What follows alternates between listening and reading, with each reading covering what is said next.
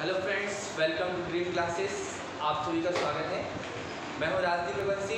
आज हम इस वीडियो में भारत की प्रमुख नदियों का अध्ययन करेंगे। तो आइए हमारे साथ भारत की प्रमुख नदियों का अध्ययन करिए। चलिए, आप सभी जानते हैं कि भारत में प्रमुख 3 नदी तंत्र हैं, जिनमें पहला नदी तंत्र सिंधु नदी तंत्र है, दूसरा गंगा नदी तंत्र, तीसरा ब्रह्मपुत्र नदी तंत्र आपको पढ़ने को मिलता है। ठीक है, यहाँ से एग्जाम में प्रश्न पूछे जाते हैं। हम इसमें सबसे पहले सिंधु नदी तंत्र देखते हैं। सिंधु नदी अर्थात हिमालय पर्वत पर बहने वाली नदियों के बारे में पढ़ते हैं, मतलब हिमालय से निकलने वाली नदियाँ। ठीक है, हम भारत की नदियों को अगर देखें तो भारत की प्रमुख नदियाँ जो भी हैं, अपवाह तंत्र जो भी है, अपवाह तंत्र ये 2 प्रकार का, एक हिमालय वाला है, हिमालय अपवाह तंत्र, और एक है प्रायद्वीपीय अपवाह तंत्र।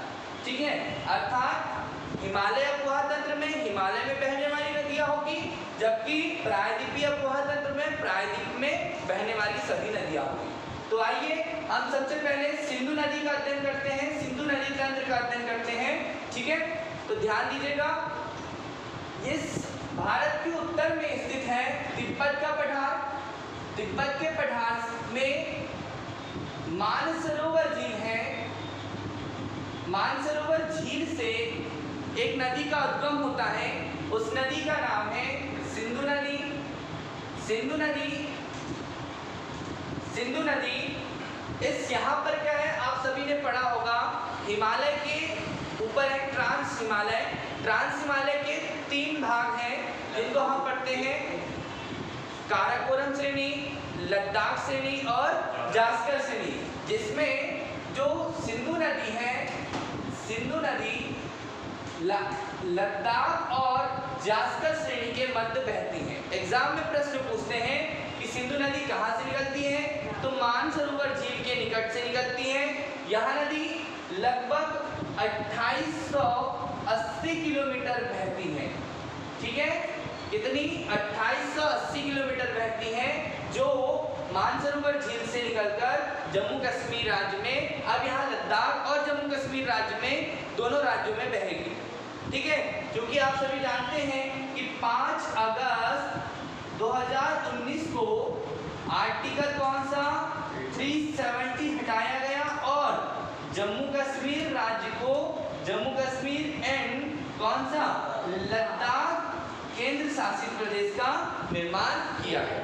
ठीक है, इसलिए अब सिंधु नदी का बहाव कहाँ हो गया? अब सिंधु नदी का बहाव हो गया, पहले जम्मू कश्मीर में था, अब आपके लद्दाख और जम्मू कश्मीर राज्य में हो जाता है। ठीक है, जम्मू कश्मीर, इसके उत्तर से यानी कि सिंधु नदी के उत्तर से आपको एक नदी आकर मिलती है जो सिंधु की सहायक होती है, जिसका नाम है श्योक नदी। क्या नाम है इसका? श्योक नदी। ठीक है, सिंधु की सहायक नदी होगी श्योक नदी। इसी में श्योक आएगी, गिलगित आएगी, कुंभा आएगी, काबुल आएगी, जो आपकी कहाँ से आएगी? अफगानिस्तान पाकिस्तान में मिलने। ठीक है, तो आगे हम देखते हैं सिंधु नदी का मुहाना अरब सागर में होता है। कहाँ पर होता है? अरब सागर में। आप सभी जानते हैं कि भारत के पश्चिमी क्षेत्र में कोई सागर स्थित है, उस सागर का नाम क्या है? अरब सागर। और पूर्व क्षेत्र में जो सागर स्थित है, यानी कि जो खाड़ी है, जिसको हम कह रहे हैं बंगाल की खाड़ी कहते हैं। इंपॉर्टेंट है, यहाँ से एग्जाम में प्रश्न पूछा जाता है क्या, कि भारतीय क्षेत्र से निकलने वाली सभी नदियाँ या तो बंगाल की खाड़ी में जाएगी या तो आपके अरब सागर में, और कुछ नदियाँ किन्हीं बड़ी नदियों में समा जाएगी। ठीक है, तो आपको ये ध्यान रखना है कि अरब सागर में कहाँ कौन मिलती है? सिंधु नदी अरब सागर में मिल जाती है। ठीक है, बन जाएगा। सिंधु नदी के बाद में पूछा जाता है कि सिंधु नदी घाटी सभ्यता, सिंधु नदी घाटी सभ्यता इसी के आसपास वाले क्षेत्र में 16 लाख लगभग 13 लाख वर्ग किलोमीटर में फैली हुई यह सभ्यता थी। आपने पढ़ा होगा सिंधु घाटी सभ्यता। तो सिंधु घाटी सभ्यता जैसे कि मोहनजोदड़ो है, हड़प्पा है, ऐसे कई क्षेत्र यहाँ पर आपको मिलते हैं। ठीक है, तो सिंधु की अन्य सहायक नदियों में अगर हम देखें तो सिंधु की अन्य सहायक नदियों में एक नदी है झेलम। एक नदी है कौन सी? झेलम। मैंने कल ही आपको झीलें बताई थी, तो उनमें मैंने बताया था कि झेलम का उद्गम शेषनाग झील से होता है। कौन सी झील बताया था? शेषनाग झील के निकट से यहाँ पर होता है, याद रखना, शेषनाग झील। और झेलम आगे जाकर भारत पाकिस्तान की सीमा का निर्माण करती है। भारत पाकिस्तान की सीमा का निर्माण कौन कर रही है? झेलम नदी कर रही है। और झेलम नदी पाकिस्तान में जाकर किस नदी से मिलेगी? सिंधु से नहीं, सिंधु से ये नहीं मिलती है, ये मिलती है चिनाब नदी से। ठीक है, तो झेलम का उद्गम आपको बता दिया। श्रीनगर, जम्मू कश्मीर में श्रीनगर राजधानी है। श्रीनगर जो आपका शहर है, इसकी स्थापना किसने की थी? मौर्य सम्राट अशोक ने की थी। किसने की थी? श्रीनगर की स्थापना अशोक ने की थी, याद रखना। ठीक है, तो प्रश्न बनता है यहाँ से, आपने पढ़ा हमारे साथ पिछली अभी एक यहाँ से दर्रा पड़ा होगा आपने, बाड़ा लाचा दर्रा। इस दर्रे से दो नदी का उद्गम होता है। बाड़ा लाचा दर्रे से, ये हिमाचल प्रदेश में, कहाँ पर है बाड़ा लाचा दर्रा? हिमाचल प्रदेश में। इस हिमाचल प्रदेश से के दर्रे में उत्तर से चंद्र और दक्षिण से भागा। उत्तर से कौन सी? चंद्र, और दक्षिण से क्या? भागा नदी का उद्गम होता है। ये केगांग नाम के स्थान पर जाती हैं और आपस में मिल जाती हैं, तब इन्हें क्या कहते हैं? चंद्रभागा। लेकिन यह नदी जब जम्मू कश्मीर राज्य में प्रवेश करती हैं तब इसे क्या कहते हैं? चिनाब। क्या नाम दिया? हिमाचल प्रदेश के बाड़ा लाचा दर्रा से दो नदियों का उद्गम होता है। उत्तर से कौन सी नदी है बताया आपने? चंद्र, और दक्षिण से भागा नदी है। ये नदी क्या कर रही है? आपस में केगांग नाम के स्थान पर मिलती है और आगे जाकर ये जम्मू कश्मीर में किस नाम से जानी जाती है? चिनाब। चिनाब आगे बढ़ती है जिसमें आपकी झेलम नदी आकर मिल जाती है। तो क्लियर हुआ कि झेलम नदी किस में मिल रही है? झेलम नदी चिनाब में मिल रही है। यहाँ पर एक प्रश्न और आता है कि झेलम की एक सहायक नदी होती है जिसका नाम है किशन गंगा। क्या नाम है? किशन गंगा। झेलम की सहायक नदी जो है उसका नाम क्या है आपका? किशन गंगा, जिस पर एक परियोजना है किशन गंगा परियोजना। ठीक है, आगे समझेंगे इसको। तो यहाँ पर आपकी चिनाब नदी आपको समझ में आ गई, क्लियर हुआ। इसी हिमाचल प्रदेश में एक और दर्रा है जिसको हम कहते हैं रोहतांग दर्रा। क्या नाम रखा? रोहतांग दर्रा। इस रोहतांग दर्रे के उत्तरी भाग से, रोहतांग दर्रे के उत्तरी भाग से एक नदी का उद्गम हो रहा है। वह नदी कौन सी है? रावी नदी। क्या नाम रखा उसका? रावी नदी है। और यहाँ आगे जाकर जम्मू कश्मीर राज्य में बहते हुए कहाँ जाती है? चिनाब नदी में मिल जाती है।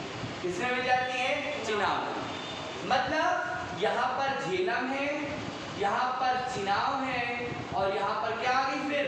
रावी। ठीक है, पंजाब यानी कि 5 नदियों का प्रदेश, इसीलिए इस क्षेत्र को 5 नदियों का प्रदेश कहा जाता है पंजाब को। आगे देखते हैं कि रोहतांग दर्रे के पास की दक्षिण वाले जो क्षेत्र है, इससे एक नदी फिर निकलती है जिसका नाम है व्यास। क्या नाम है? व्यास नदी का उद्गम होता है कहाँ से? रोहतांग दर्रे के दक्षिण में। अब रोहतांग दर्रा कहाँ पर बताया मैंने? हिमाचल प्रदेश में बताया। और व्यास नदी, मतलब व्यास नदी कहाँ बह रही है? हिमाचल प्रदेश में और पंजाब में। ठीक है, ध्यान रखना, प्रश्न यहाँ से पूछा जाएगा। तो व्यास नदी कहाँ से निकल रही है? आपके रोहतांग दर्रे से निकल रही है। जबकि मानसरोवर झील के निकट में राकस ताल नाम की एक झील है। इस झील के पास से एक नदी का उद्गम होता है, उस नदी को हम कहते हैं सतलज। चूंकि जहां तक है कि सतलज नदी हिमाचल प्रदेश में एक और दर्रा पड़ता है। क्या नाम बताया उसका? पहला बाड़ा लाचा, दूसरा रोहतांग, और एक तीसरा क्या पड़ रहा है? सिपकिला। तो ये सिपकिले दर्रे से सतलज नदी भारत में क्या करती है? प्रवेश करती है। और किन किन राज्यों में बहेगी? तो वो हिमाचल प्रदेश में आती है। हिमाचल प्रदेश में आने के बाद में पंजाब में बह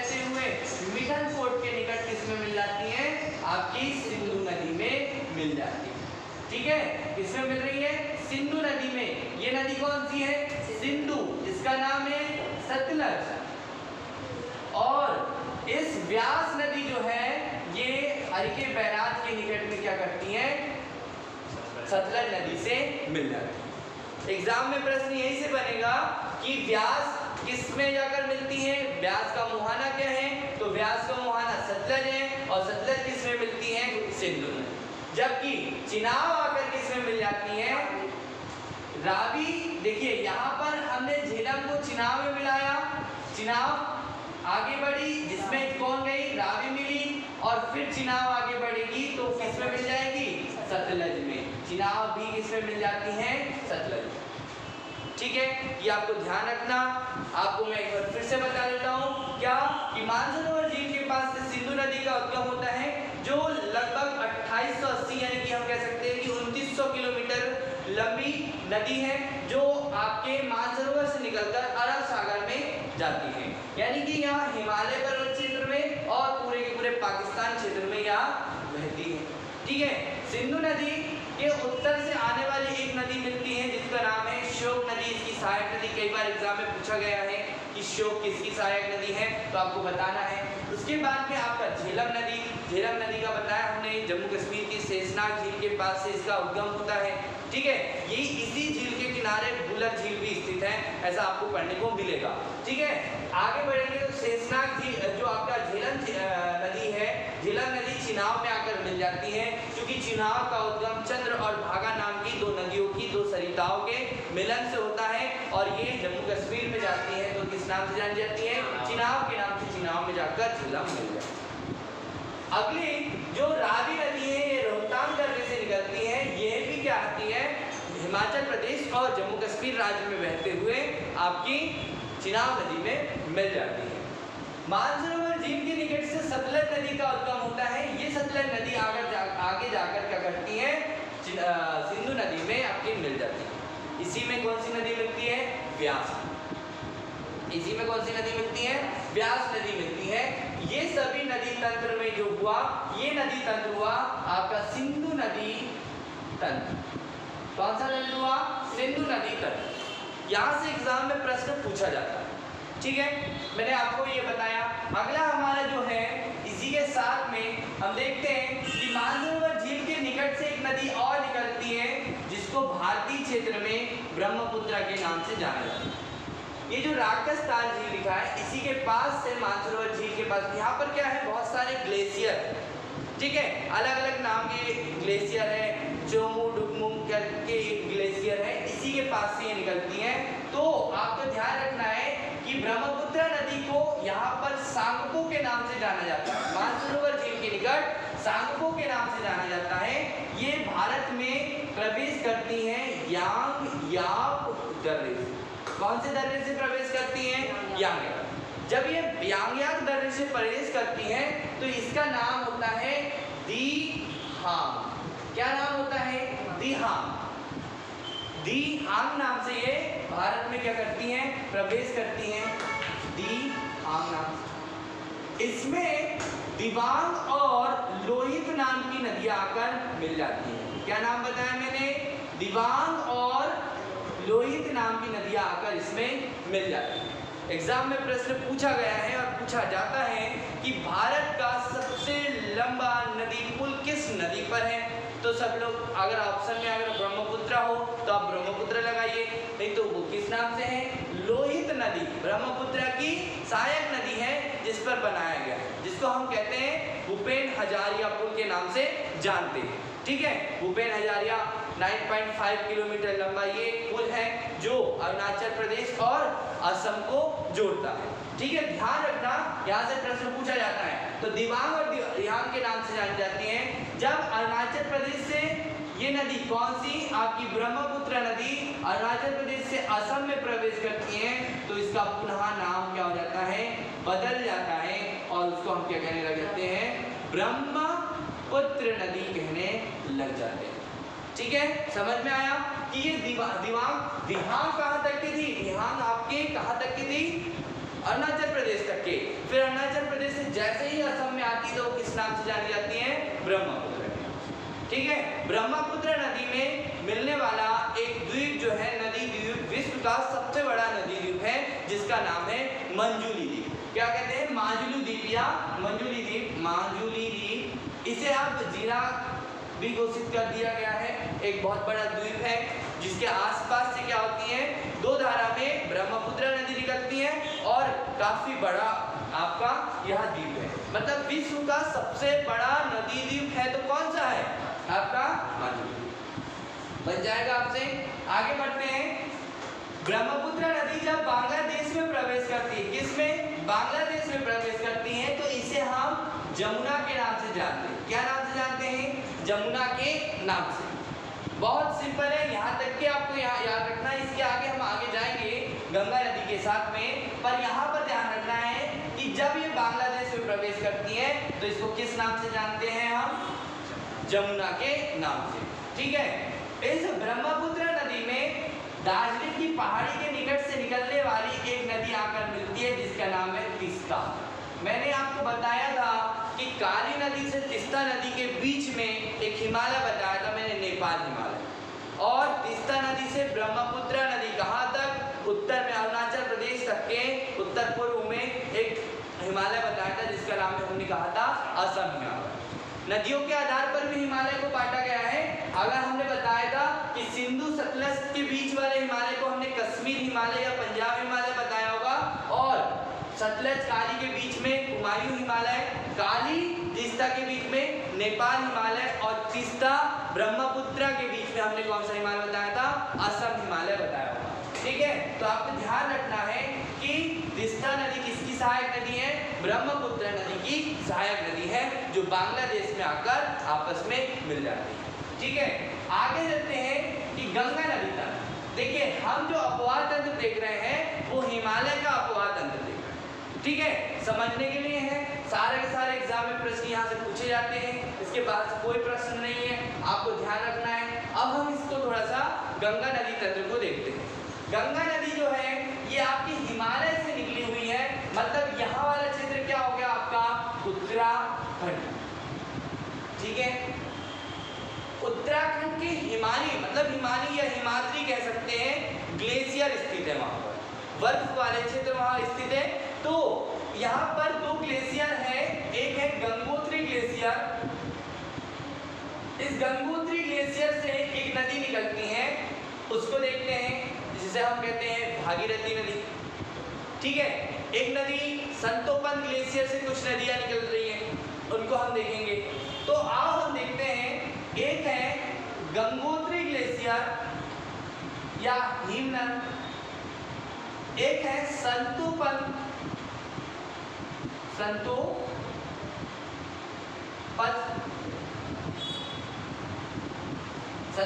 ग्लेशियर या हिमनद। इन दोनों से एक नदियों का उद्गम हो रहा है, एक नदी आ रही है जिसका नाम हमने कह दिया आपकी कौन सी नदी? भागीरथी। क्या नाम बोला हमने? भागीरथी नदी। गंगोत्री ग्लेशियर से हम हमेशा कहते हैं कि गंगा नदी का उद्गम हुआ है। हाँ हुआ है, पर गंगा नदी अगर हम देख रहे हैं तो यहाँ से आप इस तरह से गंगा नदी को पढ़ते हैं, लेकिन गंगा बनने के पहले भी गंगा नदी की कुछ कहानी है, कुछ अन्य नदियों का समावेश इसमें होता है और गंगा का निर्माण होता है। तो क्या कि गंगोत्री ग्लेशियर से भागीरथी नदी निकलती है और इस संतोपन ग्लेशियर से लगभग दो नदियों का उद्गम होता है। ठीक है। कितना? दो नदियों का उद्गम होता है। इसी में एक होती है धौली गंगा और इसी में एक होती है विष्णु गंगा। क्या क्या नाम बताए मैंने? धौली गंगा और विष्णु गंगा। ये हो गई आपकी धौली गंगा और ये हो गई आपकी विष्णु गंगा। धौली गंगा नदी और विष्णु गंगा नदी दोनों आपस में मिल जाती है। ठीक है। धौली गंगा और विष्णु गंगा नदी दोनों आपस में मिल जाती है और इस प्रयाग का नाम कहता है, जहां मिलती है, संगम होता है, तो उसका नाम यहाँ पर रखा है विष्णु प्रयाग। क्या नाम रखा है? विष्णु प्रयाग। और ये दोनों नदियां आपस में मिलकर अलकनंदा बनती। क्या नाम बना? संतोबल ग्लेशियर से धौली गंगा और विष्णु गंगा नाम की दो नदियां, दो सरिताएं निकली, जो धारा निकली, ये आपस में आकर मिल गई। कहां पर? जिस जगह पर मिली उसे विष्णु प्रयाग कहा, और विष्णु प्रयाग वाले आगे जहां पर विष्णु गंगा और धौली गंगा बनी, जो नदी का एक बड़ा भाग बना, एक न्यू नदी बनी, उसका नाम रखा क्या? अलकनंदा। 5 हमें संगम पढ़ने होते हैं, उन 5 संगम से एग्जाम में प्रश्न पूछा जाता है, लेकिन हम तो एक ही संगम को ज्यादा जानते हैं, वो भी त्रिवेणी संगम, जहां पर कहाँ है? इलाहाबाद में स्थित है। ठीक है, तो इससे पहले के भी कुछ संगम हम याद करते हैं, देखते हैं। तो विष्णु गंगा, अलकनंदा आपको एग्जाम में बनेगा, एग्जाम में पूछेंगे। अब ये क्या होता है कि इसमें आगे ये बढ़ते जाते हैं। ठीक है, ये जो मैप है, ये जो मैं डायग्राम बना रहा हूँ, ये मैं आपको समझाने के लिए बना रहा हूँ। इसका वास्तविकता है, वास्तविकता से संबंध है, लेकिन कोई ऊपर नीचे हो सकता है। ठीक है, तो दाया बाया हो सकता है इसमें, तो आप थोड़ा सा ध्यान रखना। तो ये विष्णु गंगा और धौली गंगा वाला अलकनंदा का निर्माण हो गया। वहीं पर दूसरी नदी जो है, एक नदी है पिंडर नदी। कौन सी नदी? पिंडर नदी। बहुत बार प्रश्न पूछा जाता है पिंडर नदी किसमें मिल रही है। तो आगे जो नदियां बढ़ते जा रही है, अब मुख्य धारा का निर्माण हो गया है, अलकनंदा का निर्माण। ये अलकनंदा आगे बढ़ेगी और किसमें मिल जाएगी? आगे बढ़ेगी, इसमें आकर पिंडर नदी मिल जाएगी। कौन सी नदी? पिंडर नदी। तो ये वाले प्रयाग का नाम बताइए, किसी को याद हो तो। क्या नाम है इसका? नाम आपके पास में ऑप्शन है कर्ण प्रयाग, आपका है रुद्र प्रयाग। बताइए, यहां पर आकर मिलती है, इस प्रयाग को कहते हैं कर्ण प्रयाग। क्या नाम बताया? कर्ण प्रयाग। बढ़ेगी आगे, समझेंगे इसको, तो आगे अलकनंदा नदी फिर बढ़ जाती है। इस नदी में आकर फिर से एक नदी और मिल जाती है, जिसका नाम हम क्या कह रहे हैं? आप लोग जानते हैं, मंदाकिनी नदी। मंदाकिनी नदी, देखिए मंदाकिनी नदी 2 जगह पढ़ने को मिलती है। एक जब हम गंगा नदी तंत्र को पढ़ते हैं, जिनमें गंगा नदी को हम विस्तृत रूप से देखते हैं, तब हमें मंदाकिनी नदी पढ़ने को मिलती है। और एक जब मिलती है जब हम मध्य प्रदेश के चित्रकूट का अध्ययन करते हैं, सतना का अध्ययन करते हैं। तो चित्रकूट किस नदी के किनारे है? तो मंदाकिनी नदी के तट पर चित्रकूट है। इसका जो वर्णन है रामायण में भी आपको मिलता है। ठीक है, तो आपको ये मंदाकिनी नदी जहां मिल रही है, वहां पर रुद्रप्रयाग का निर्माण हो रहा है। क्या हो रहा है बेटा? रुद्रप्रयाग का निर्माण यहाँ पर होता है। क्लियर है? लेकिन ये सभी के मिलने के बाद भी गंगा क्या हो रही है? गंगा जो है आपकी, ये नदियां कौन सी है मेन? ये अलकनंदा ही कहला रही है। क्या कहला रही है? अलकनंदा ही कहला रही है। भागीरथी नदी उसी जगह से ऐसे ही बहते हुए दक्षिण की ओर प्रवेश करती है, आगे बढ़ती है, इसमें एक नदी आकर मिल जाती है। उस नदी को आप जानते हैं, उसका नाम है भिलांगना। क्या नाम है? भिलांगना। चूंकि आपके दिमाग में प्रश्न आ रहा होगा कि जब भागीरथी और भिलांगना नदी का निर्माण आपस में मिलती है, संगम होता है, तो इस नदी के पास में ही एक डैम का निर्माण किया जाता है, जिसे हम कहते हैं टिहरी डैम। आपको उत्तराखंड का एक जिला है टिहरी, गढ़वाल, नैनीताल, ऐसे बड़े बड़े जिले हैं। तो यहाँ पर कोई डैम है, उसका नाम है क्या? टिहरी बांध, जो आपका सबसे बड़ा ऊंचाई पर स्थित बांध है टिहरी बांध। किस नाम से है? तो किस नदी पर है? भिलांगना और भागीरथी नदी के मुहाने, मतलब जहाँ ये संगम हुआ है, उसके आसपास इस डैम का निर्माण किया गया। ठीक है, आपको ध्यान रखना है। जब ये दोनों नदियाँ, कौन सी दोनों नदियाँ? भागीरथी और अलकनंदा आपस में आकर मिलती हैं, तो ये दोनों नदियाँ क्या कहलाती हैं? आपस में आकर जहाँ मिलती है, कहाँ मिल रही है आपस में आके? सबसे पहले वो है देव प्रयाग। हमें 5 प्रयाग पढ़ना है। एक प्रयाग हमारा विष्णु प्रयाग, दूसरा कर्ण प्रयाग, तीसरा रुद्र प्रयाग, चौथा हमारा क्या हुआ? देव प्रयाग। अगला जो होगा वो प्रयाग होगा, जिसे हम कहेंगे महाप्रयाग। मतलब भिलांगना नदी और भागीरथी नदी मिली, आगे भिलांगना भागीरथी नदी बढ़ जाती है, यहाँ पर अलकनंदा नदी आपस में देव प्रयाग में बनती है, और दोनों की दोनों आपस में मिलकर गंगा नदी का निर्माण क्योंकि इस जगह पर गंगा नदी स्थित है, बन गई है, तो गंगा नदी अभी तक के पहाड़ी क्षेत्रों में बहती है, पहाड़ी क्षेत्रों में बहती है और अभी तक के उत्तराखंड में ही बह रही है। गंगा नदी उत्तराखंड में पहाड़ में बहती है। अब यहाँ पर शिवालिक श्रेणी आ जाएगी, लघु हिमालय शिवालिक श्रेणी में बह रही है और उत्तराखंड के ही हरिद्वार में जाकर ये क्या हो जाएगी, मैदानी क्षेत्र में क्या करेगी, प्रवेश करेगी मैदान। तो एग्जाम में प्रश्न ये होगा कि अलकनंदा और भागीरथी नदी दोनों आपस में कहाँ मिलती है। तो आपने बताया कि ये देव प्रयाग में मिलती हैं और जब गंगा गंगा के नाम से बन जाती है तो यहाँ हरिद्वार में मैदानी क्षेत्र में प्रवेश करती है। वहाँ से वह दक्षिण पूर्व और पूर्व दिशा में बहते हुए बंगाल की खाड़ी में ब्रह्मपुत्र नदी से मिलने के बाद बंगाल की खाड़ी में गिर जाती है। तो ये जो हमने डायग्राम बनाया ये गंगा नदी का डायग्राम है, ये आपको ध्यान रखना है, इसे एग्जाम में प्रश्न पूछा जाता है। ठीक है, तो ये आपको बन जाएगा। अब जो हम मुख्य धारा गंगा है तो गंगा और उसकी सहायक नदियों को समझें। ठीक है, समझना है कि गंगा और उसकी सहायक, ये आप डायग्राम आप बाद में बनाइएगा, अभी आप दूसरा गंगा नदी को मूल रूप से समझिए। हमने बताया कि गंगा नदी जो है वो गंगोत्री ग्लेशियर से निकलती है। कहाँ से निकल रही है, उत्तराखंड के उत्तरकाशी जिला यहाँ पर पड़ता है और बहुत सारे हैं, बद्रीनाथ, केदारनाथ, ये भी इन नदियों के तट पर ही आपको मिलते हैं। तो हम बताएंगे आपको आगे। तो गंगोत्री ग्लेशियर से गंगा नदी निकलती है, गंगा नदी आगे बढ़ती है तब इसमें रामगंगा नाम की एक नदी आकर मिल जाती है।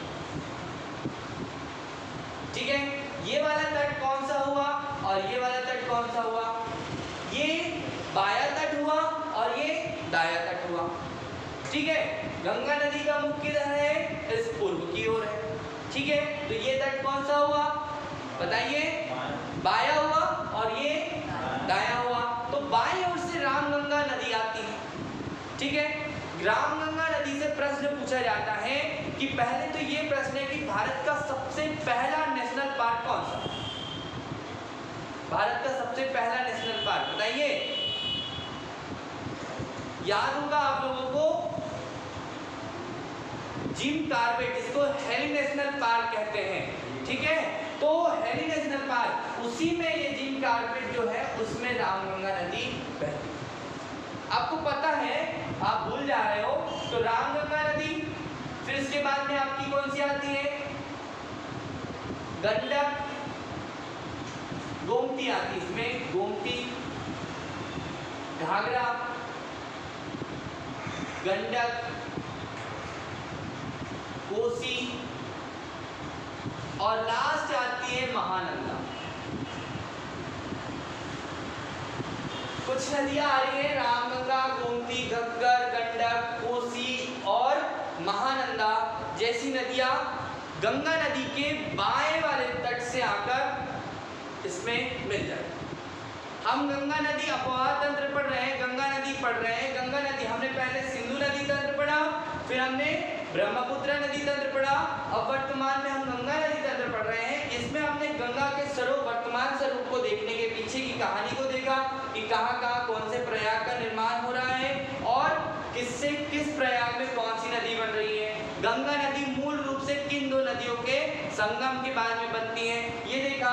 अब हम गंगा नदी देख रहे हैं, इसी का अगला भाग जो गंगा की सहायक नदियों के साथ में, जहां गंगा ब्रह्मपुत्र नदी से आपस में मिल जाए। ठीक है, थोड़ा सा हम बहुत ज्यादा इसी बोर्ड पर एक ही जगह पर बना दे रहे हैं, थोड़ा समझिएगा। ठीक है, तो रामगंगा, गोमती, घग्गर, गंडक, कोसी, महानंदा जैसी नदियां आपस में आकर गंगा में मिल जाती हैं। कहां से, बाई ओर से। मतलब इनमें से कुछ नदियां शिवालिक श्रेणी या लघु श्रेणी से निकली होगी। कोसी जैसे कि इसकी मुख्य धारा जो है वो अरुण, इसकी मुख्य धारा है जो नेपाल से निकल के आती है। 7 नदियों का एक समूह है, एक के संगम से कोसी नदी का निर्माण होता है और कोसी नदी को बिहार का शोक कहा जाता है। क्यों, क्योंकि ये क्या करती है, कभी भी अचानक अपने मार्ग में परिवर्तन कर देती है। मार्ग, जल प्रवाह अधिक होता है इसलिए मार्ग में परिवर्तन कर देती है। क्योंकि हमने बताया कि नदियाँ क्या करती हैं, यदि पहाड़ी क्षेत्र से आ रही हैं तो वो अपने साथ में अवसाद लेकर आएगी, मिट्टी लेकर आएगी, अपरदन करेगी, मृदा अपरदन करेगी, निक्षेपण करेगी, तो क्या करेगी, वो रास्ते से लेकर आएगी, छोड़ देगी, तो वो अपने मार्गों को क्या करेंगे, वे बेही पत्थर चट्टानें क्या करेगी, उनके मार्गों को बदलने में सहयोग करेगी, यानी कि मार्ग बदल देगी। तो ये नदी सबसे ज्यादा मार्ग बदलने वाली नदी। ठीक है, आगे बढ़ते हैं। तो आप सभी जानते हैं कि मध्य प्रदेश में एक नदी निकलती है, किसी की एक सहायक नदी है जो दाई ओर से आकर मिलती है। गंगा की सहायक नदी जो है दाई ओर से आने वाली, यानी कि भारत की सबसे लंबी सहायक नदी के नाम से जानी जाने वाली नदी यमुना नदी है, जो भी उत्तराखंड की यमुनोत्री ग्लेशियर से यमुना नदी का उद्गम होता है और ये इलाहाबाद के निकट जाकर, कहाँ पर, इलाहाबाद में जाकर, आपको पता है इलाहाबाद में जाकर कहा जाता है कि इलाहाबाद में गंगा, यमुना और सरस्वती तीनों नदियों का संगम हुआ है, इसलिए यहाँ पर त्रिवेणी संगम कहा जाता है। वर्तमान स्थिति में सरस्वती नदी जो है वो गुप्त हो चुकी है ना, इसका प्रवाह क्षेत्र बंद हो चुका है। प्राचीन काल की प्रमुख नदियां हैं, ये बहुत समय से बहती आ रही थी। ठीक है, तो यहाँ से एग्जाम में प्रश्न बनेगा, आपको याद रखिएगा। तो यमुनोत्री से आपकी कौन सी नदी निकल रही है, यमुना नदी निकल रही है। इसके बारे में भी पढ़ेंगे कि यमुना नदी कहाँ कहाँ है। यमुना नदी आपकी दिल्ली में भी बहती है, मथुरा में भी बहती है ना। तो आपको ये यहाँ आगरा में ताजमहल यमुना नदी के किनारे है। ठीक है, और ये भी कहा जाता है कि वर्तमान स्थिति में यमुना नदी बहुत ज़्यादा प्रदूषित हो गई है। प्रश्न यहाँ से एग्जाम में प्रश्न पूछे जाते हैं, तो आपको ध्यान रखना है। मैं आपको पर्टिकुलर एक एक नदियाँ भी बताऊंगा। ठीक है, तो यहाँ पर यमुना नदी जो है ये भारत में सबसे लंबी सहायक नदी के नाम से जानी जाती है। ठीक है, याद रखना, यमुना गंगा की सहायक नदी है जो किस ओर से मिल रही है बेटा, दाई ओर से, ऊपर वाली बाई ओर से और नीचे वाली दाई ओर से। ठीक है, ऐसा हम अगर खड़े हैं ऐसा देख रहे हैं तो इस वाले किसको हम कहेंगे दाया, लेकिन इसको हम क्या कहेंगे बाएं। तो जिसका मुख किधर है, इस ओर है ना। तो हमारे तो इस नदी में भी कुछ नदियां आके मिलती हैं, जैसे चंबल नदी। चंबल नदी किसकी सहायक है, तो यमुना की सहायक है। चंबल मध्य प्रदेश से निकलती है। चंबल, सोन भी चंबल में मिलती है, सॉरी केन भी चंबल में मिलती है। बेतवा आपकी पहले बेतवा आती है, फिर आपकी केन आती है, और टोंस और सोन दो नदियां हैं मध्य प्रदेश से निकलने वाली। कौन सी, टोंस और सोन दो नदियां हैं जो कहां से निकलती हैं, मध्य प्रदेश में। टोंस निकलती है तमसा कुंड आपके सतना से, और सोन निकलती है अमरकंटक की पहाड़ी से। ठीक है, तो ध्यान रखना ये दोनों। अभी आपको पता है कि सोन नदी कहाँ मिलती है गंगा में, पटना में के निकट में जाकर सोन नदी मिल जाती है गंगा में, याद रखना है ना। तो एग्जाम में प्रश्न यहाँ से पूछा जाता है सोन नदी। जब गंगा नदी पश्चिम बंगाल में जाती है तो दक्षिण की ओर गंगा के दाएं तट से दक्षिण की ओर क्या होती है, एक धारा निकल जाती है। उस धारा को हम क्या कहते हैं, हुगली नदी के नाम से जानते हैं। ठीक है, समझ गए क्या, कि हुगली नदी के नाम से किसको जानते हैं, हम इस धारा को जानते हैं। हुगली नदी क्या हो गई, किसकी सहायक हो गई, तो हुगली नदी सहायक हो गई गंगा, मतलब उसकी एक धारा हो गई। इसी हुगली नदी के किनारे आपका कलकत्ता शहर स्थित बन जाएगा आप लोगों से। अब ये हुगली नदी में दामोदर नदी आकर मिल जाती है। कौन सी नदी आकर बनती है, दामोदर। और हमने बताया होगा आपको, याद करिएगा कि दामोदर नदी का उद्गम छोटा नागपुर के पठार से होता है। ठीक है, छोटा नागपुर के पठार को भारत का रूर प्रदेश कहा जाता है। एग्जाम में यहाँ से प्रश्न पूछा जाएगा, तो क्या बताना है कि हुगली नदी किसकी सहायक नदी है, तो किसकी धारा है, तो गंगा की धारा।